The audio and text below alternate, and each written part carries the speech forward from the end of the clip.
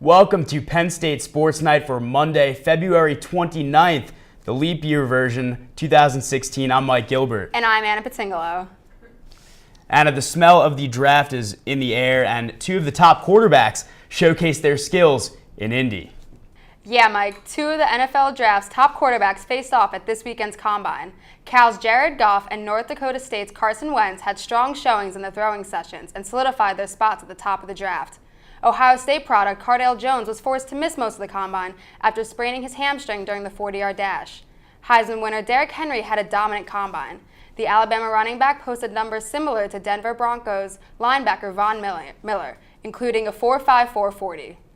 Jeff Driscoll also with a very strong Combine, fastest quarterback time in the 40-yard dash. So the new rookie's gearing up for April. Meanwhile, a first-round pick from a year ago found himself on the wrong side of the law last night. Texans rookie wide receiver Jalen Strong, arrested last night, was cited with possession of marijuana. Strong more than likely looking at a suspension from the league office. The Patriots extended their quarterback today, who is no stranger to the league office. If Tom Brady plans on playing until he's 42 years old, it'll be in New England. The star QB agreed to a 2-year extension with the team, keeping him there through the 2019 season. Sources say that the deal hasn't been signed yet and may not be for a while. Brady finished the 2015 season with 36 touchdowns and 4,700 yards. Just brutal for any fan of any team in the AFC East, especially if you bleed green and white. On the golf front, my DraftKings lineup was ruined because of the wind at the Honda Classic, not because of my drafting abilities, but Adam Scott took home the tournament Sunday after outlasting Sergio Garcia, finishing at 9 under for his first win since May of 2014. The tour heads to the Blue Monster for the WGC Cadillac Championship. The tournament figures to favor longer players like Dustin Johnson for all of you DFS players out there. New college basketball rankings out, Mike, and there's more uncertainty than ever. We saw another weekend filled with upsets that shook up the top 25. The Kansas Jayhawks are back on top after previous number 1 Villanova lost to Xavier last week. The Wildcats now check in at number 3 behind Big Ten leader Michigan State at number 2. The biggest drops of the week came from Arizona and Iowa, who both fell out of the top 10.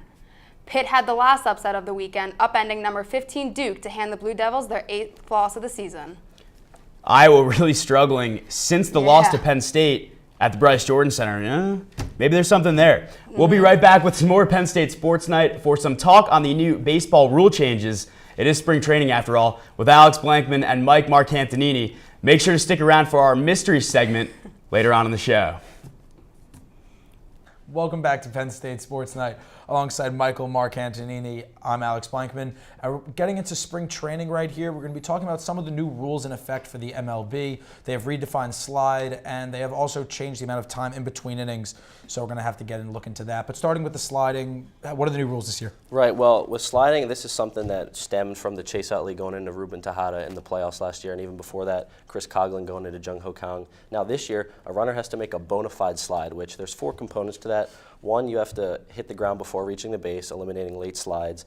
You also have to be able to and attempt to reach the base with your hand and your foot, and then also remain in that area and be able to stay through the completion of the slide.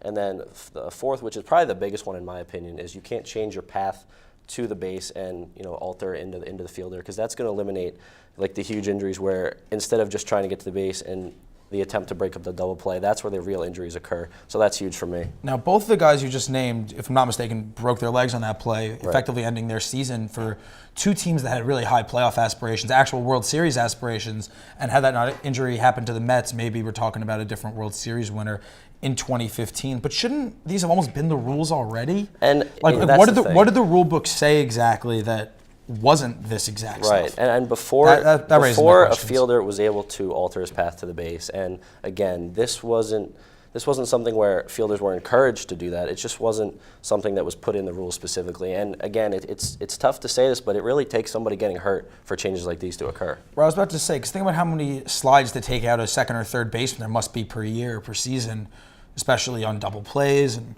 things like that. So, 2 examples out of all those slides really isn't that many, but like you said, it just takes 1 or 2 guys to get hurt before they make the big change. And again, it's all about player safety, and these rule changes should help with that. And I feel like that's almost every sport, just trying to look out for their players. Now, going on to the new mound visit rules and in-between inning rules. So mound visits will be limited to 30 seconds, and in between innings, it'll be a 2-minute break or a 2-minute and 20-second break, depending on if it's nationally televised or locally. Right, and this is a small change, but it's something that could really impact the pace of play of this game. I think what I saw was that this could take between 6 and 7 minutes out of the complete game time when you add in commercials and the stoppages of play. So you think 6 or 7 minutes, that's not a lot, but in baseball, when it moves slow, it does add up. So I think this is big. It's something small that it's going to, managers aren't going to be able to stall for their relievers waiting to come in the game. They're going to have to jog out to the mound. They're not going to be able to just waltz out there.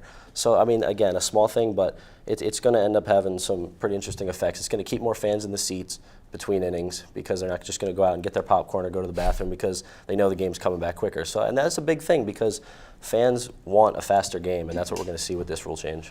And I think, like I said before, it probably has a lot to do with like the other leagues all trying to protect their players. So that's where the slide rule comes into effect. And other leagues are getting faster and faster, and I think that's where the MLB is trying to adjust right now.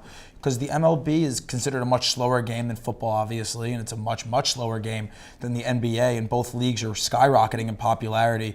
Curry's revolutionizing the NBA right now with his pace of play and the Warriors' pace of play. So I think increasing the pace of play in baseball is a really good idea right now, and especially with the time period that we're in. This is just going to help games move more fluidly. It's going to, again, like I said, keep fans in the seats, and the players are going to like it too because they're not going to get out of that rhythm that they're in throughout the 9 innings. The reps are going to hurry up. Well, looking forward to those new rule changes this season.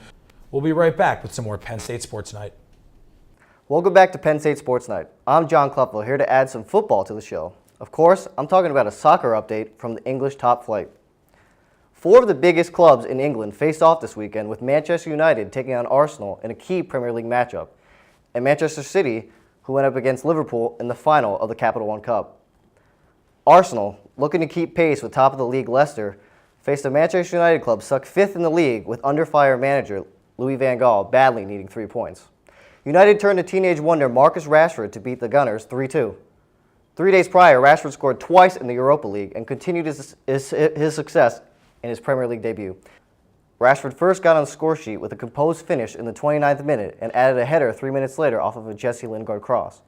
Former United Academy product Danny Welbeck cut the deficit to 1 thanks to a beautiful set-piece delivery from Mesut Ozil. United got their 3rd goal when Ander Herrera took a shot that deflected badly off of Lauren Koscielny that left keeper Petr Cech helpless. Ozil brought one back in the 69th minute to no avail. The Gunners now sit 3rd in the Premier League, 5 points behind Leicester and 3 points behind Tottenham. Manchester City outlasted Liverpool in the thrilling final of the Capital One Cup thanks to an amazing performance by goalkeeper Willy Caballero. Manchester City midfielder Fernandinho opened the scoring in the 53rd minute with a one-touch finish off of a nice ball from Sergio Aguero. Fellow Brazilian Philippe Coutinho smashed in the equalizer after Adam Lallana hit the post. The two teams were held level after 90 minutes and extra time, forcing a penalty shootout. City won the shootout 3-1 after Yaya Toure calmly slotted home the winner, but often criticized Caballero was the hero as he stopped 3 straight penalties to give City the trophy. Thanks for joining us this week on Penn State Sports Night. See you guys next week.